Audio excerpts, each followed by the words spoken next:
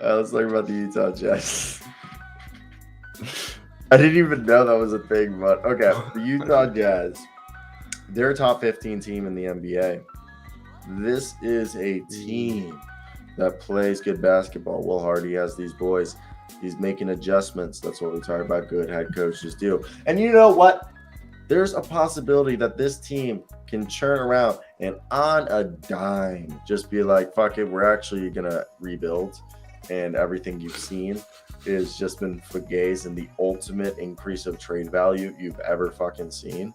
But no, what I think we are seeing right here is the Utah Jazz. There's a great little piece that came out by the Athletic discussing where 6 execs were asked, like anonymous execs were asked about the Utah Jazz. And I thought it was an interesting little article because what it did, it kind of gave us a front office view of the situation. And we'll go through it, but the Utah Jazz were a talking point in this. And I'll read to you right now why the Utah Jazz were talked about. So, as you guys know, what is Danny Ainge doing?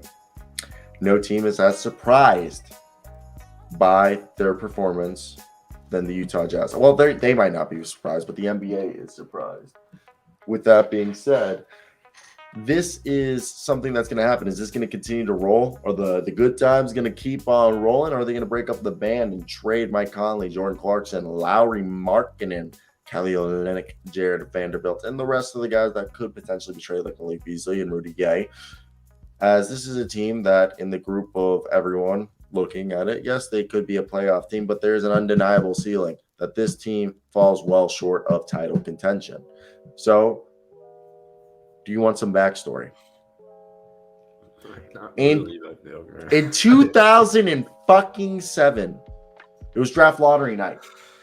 Okay. Danny Ainge was the general manager of the Boston Celtics. They had a 19.9% chance of landing the number 1 overall pick, even though the Boston Celtics to this day have never had the number 1 overall pick. And even worse, they would get the number 2 overall pick, which basically meant they were either going to get themselves Kevin Durant or Greg Oden. But what ends up happening when that ball drops? They get the 5th pick. And you know what they do? Danny Ainge doesn't freak out, doesn't lose his shit. You know what he does with that 5th pick? You know what he does? He calls up the Seattle Supersonic and says, take the drug addict Delonte West and Wally Scorzia back. And we'll take Ray Allen.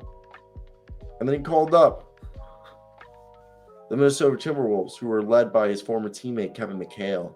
And he said, come on, Kevin. Come on. Toss me a bone here and throw me a cheap deal for KG. And they got the proverbial big 3. And then a few years later, after a 5-year window of title contention, they traded Pierce and Garnett for 3 first-round picks that turned into Jaylen Brown and Jason Tatum in back-to-back years with the 3rd pick. Yes, Romeo Langford didn't work out. Okay? Romeo Langford didn't work out. But hey, if you go back, the Celtics did this with Robert Parrish from the Warriors and then used the 3rd pick to add Kevin McHale. So if you're Danny Ainge, you spent most of your basketball life just, I think he's been able to show that he's thrived. And there's a great quote right here that an exec said, and I think Danny won't break it all the way down. I could see him keeping a guy like Markkanen, and there's a sense that he doesn't have the stomach for a true rebuild. There might be one team that doesn't make moves to go that direction because Danny doesn't believe in it. And yeah, I think there's another great quote is right here. Utah has to trade multiple guys to tank, but they still might do that. And the second they do those things, then the bottom falls out. The Bogdanovich trade with Detroit, in which the Jazz received glue guy, big man, Kelly Olynyk, saving Lee and Cash, made them better. Olynyk's a better player than Bojan Bogdanovich, my apology. And he was a player at a position of need. So I think people saw the deal and didn't really analyze it. They go and get themselves Vanderbilt for Gobert. They get themselves Larry Markkanen for Mitchell, 2 winning players. They're not just trading for picks. They're trading for picks and vets and guys who could play. They could have cut guys like Vanderbilt. Thoughts? There's a lot. Thoughts on what? I don't know. Which one do I?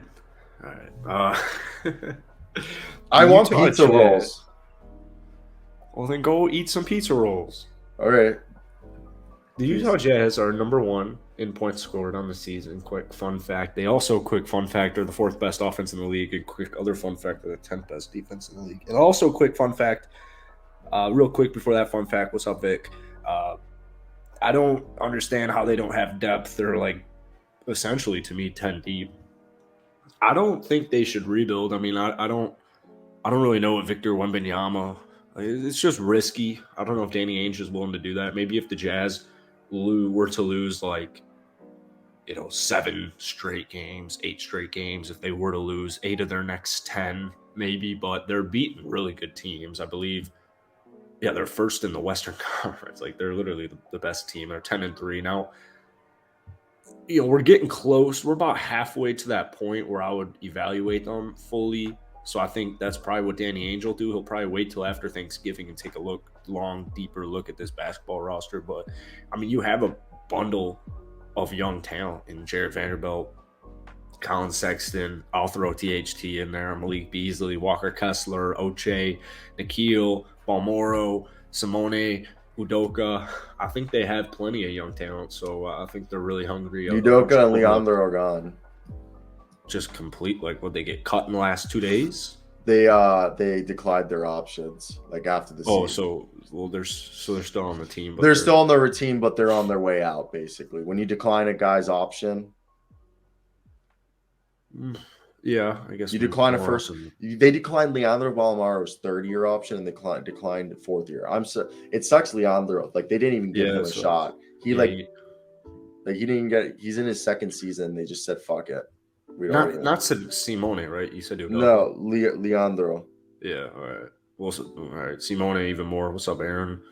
I think the Jazz are plenty good. I think they're a playing team right now. I think they got a lot of talent, and Danny Ainge knows what he's doing. So whether he decides to, I don't think that they have their pick. They have 1st-round picks. I don't really get why they need to trade the whole team for more picks. So, I think that Ainge is probably going to pipe it, just play by ear. Yeah, no, I think they'll play it by ear. I mean, they could end up doing a massive trade that we just don't expect. They can't win the finals. I'm sorry, they don't have a superstar. Superstars run the playoffs, so stars run the playoffs. Laurie's looking like one though. So no, I agree. It's definitely. I wonder how it's all gonna play out and what's going to be the situation. I think at this point they're gonna just. If they make a trade, it's going to be in the offseason to get a better player. The Utah Jazz uniforms they're starting to grow on me a little bit. I don't really like them still. This one we're looking at is super ugly, but they're growing on me a little bit because it's it's kind of cool how bad they are. And that's it. Oh, okay. Look how ugly that thing is. It's crazy. It's kind of cool. It's wow, somebody actually designed that. No, that's a good point. I didn't even think about it like that. But let's go. I think the uniforms fucking suck, in my opinion. Yeah. So it's kind of cool. It's who the fuck are these? What's this G League team doing here? All right, let's go over high here. School varsity squad doing in the NBA.